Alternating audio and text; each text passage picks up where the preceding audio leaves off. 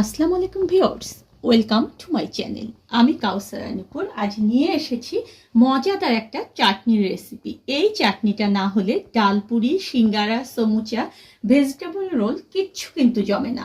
আর সবচেয়ে মজার ব্যাপার হচ্ছে এই চাটনিটা দিয়ে ডাল দিয়ে ভাত খেতেও কিন্তু খুবই মজা।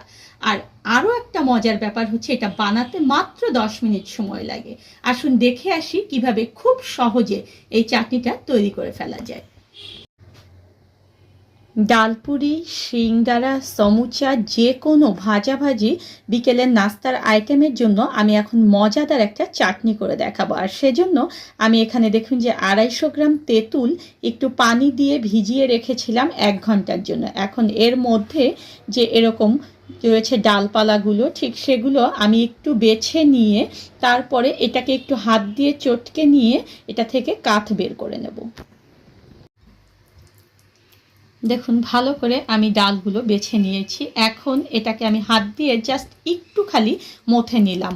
আমি এটা কিন্তু বেশিক্ষণ আর মথবো না। ঠিক এরকম বিচিগুলোও আমি কিন্তু ফেলবো না, কারণ এই বিচিগুলো যখন আমরা চাটনিটা দিয়ে খাবো, খাওয়ার পরে এই বিচিটা চুষে খেতে কিন্তু খুব ভালো লাগে।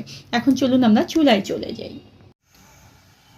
চুলায় একটা হাঁড়ি উঠিয়ে দিয়ে আমি তেঁতুলগুলো এখানে ঢেলে দিচ্ছি। আর এখানে আমি মেলাবো 250 গ্রাম পানি। আমি কিন্তু এখানে আগে 1 কাপ পরিমাণ পানি দিয়ে ভিজিয়ে রেখেছিলাম। এখন এখানে আমি 250 গ্রাম পানি মিলিয়ে দিলাম। আর এর মধ্যে আমি চিনি মিলাবো 500 গ্রাম। সবসময় মনে রাখবেন ঠিক যতটুকু তেঁতুল হবে তার চেয়ে ডাবল পরিমাণ চিনি দিতে হবে, তাহলে কিন্তু তেঁতুলের মিষ্টিটা একদম ঠিক হবে। কারণ তেঁতুল কিন্তু প্রচণ্ড রকম টক। আপনারা যদি কেউ টক টক খেতে চান তাহলে চিনি আর একটু কম করে মিলাবেন। আর এখানে আমি লবণ দিয়ে দেব 1 চা চামচ পরিমাণ। লবণটা পরে আমি চেখে দেখে নেব যে আর আমার লবণ লাগবে কিনা। এখন এর মধ্যে আমি আর এই মুহূর্তে কিচ্ছু মেলাবো না, এটাকে আমি একটা বলক তুলে নেব। তেঁতুলটা দেখুন যে আমার একদম টকবক করে বলক চলে এসেছে। এখন এই অবস্থায় আমি এই কড়াইটা সরিয়ে এখানে আবার একটা কড়াই দিয়ে দিচ্ছি এবং এটাকে একটু ভালো করে গরম করে এখানে আমি সরিষার তেল দিয়ে দেবো। সবসময় মনে রাখবেন চাটনিগুলো যখন ফোড়ন দেবেন তবে সেখানে সরিষার তেল ব্যবহার করবেন। আমি এখানে 2 থেকে 3 টেবিল চামচ পরিমাণ সরিষার তেল দিয়ে দিলাম এবং এটা একটু ভালো মতো আগে গরম হোক। তেলটা গরম হয়ে গেলে এখানে আমি একটা রসুন দেখুন যে একেবারে থেতো করে নিয়েছি, আর 3টা পেঁয়াজ আমি একেবারে কুচি করে নিয়েছি। আমি কিন্তু এখানে ফোড়নে একটু পেঁয়াজ বেশি ব্যবহার করছি, তাহলে কিন্তু খেতে ভালো লাগবে। এটাকে আমি একেবারে ব্রাউন করে ভেজে তারপরে ফিরছি। রসুন পেঁয়াজগুলো যখন এরকম ব্রাউন হবে তখন দেখুন যে আমি কিছুটা শুকনো মরিচ এভাবে কুচি করে নিয়েছি। এটা আসলে ঝালের জন্য, আমি কিন্তু আগে কোনো মরিচ ব্যবহার করিনি। দেখুন এভাবে করে দিয়ে এটাকে এভাবে একটু নেড়ে চেড়ে নিলাম। আর এখানে আমি 1 চা চামচ পরিমাণ পাঁচফোড়ন দিয়ে দিলাম। এখন চুলার জালটাকে আমি কিন্তু একদম কমিয়ে দেব।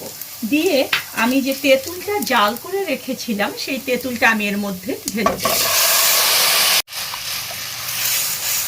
এই যে ফোড়নটা দিলাম এতে চাটনির এত সুন্দর একটা ফ্লেভার হবে। আর এই অবস্থায় আপনারা দেখে নেবেন যে আপনাদের লবণ আর চিনি আর লাগবে কিনা। এই চাটনিটা এত সহজ একটা রেসিপি, কিন্তু আমার এই রেসিপিতে সবাই যারা চাটনি করেছে তারা কিন্তু খুবই প্রশংসা করেছে। আর আমার বাসায় এই চাটনি যারা খায় তারা কিন্তু এর পুরোপুরি ভক্ত হয়ে যায়। এখন একটা বলক তুলেই এটাকে আমি দেখুন যে নামিয়ে নিচ্ছি। জাস্ট একটা দেখুন যে বলক চলে এসেছে। এখন আমি 1/2 কাপ পরিমাণ ভিনেগার নিয়ে এখানে মিলিয়ে দিচ্ছি। এটা এ কারণে দিচ্ছি যে এটা যদি বাইরে থাকে তাহলে কিন্তু এটা 1 মাস পর্যন্ত খুব সুন্দর থাকবে। এই যে আমি ভিনেগারটা ইউজ করলাম সেই কারণে। আর ভিনেগার কিন্তু স্বাস্থ্যের পক্ষে কোনো ক্ষতিকর নয়। আর যদি এটা আপনারা এয়ারটাইট বক্সে করে ঠান্ডা করে কিংবা যে কোনো বয়ামে করে ঠান্ডা করে এটা নর্মাল ফ্রিজে রাখেন তাহলে 3 থেকে 4 মাস পর্যন্ত এই চাটনিটা আপনারা খুব সহজে ব্যবহার করতে পারবেন এবং যে কোনো ভাজাভাজির সঙ্গে কিন্তু এটা খুবই মজাদার। আর ডালের সঙ্গে ভাতের সঙ্গে খেতে কিন্তু এটা খুবই মজা। আপনারা অবশ্যই এটা ট্রাই করবেন। আর ধন্যবাদ সবাইকে আমার সঙ্গে থাকার জন্য। আর আমার পরবর্তীতে আরও নতুন কোনো রেসিপি পেতে হলে প্লিজ আমার চ্যানেলটা সাবস্ক্রাইব করবেন।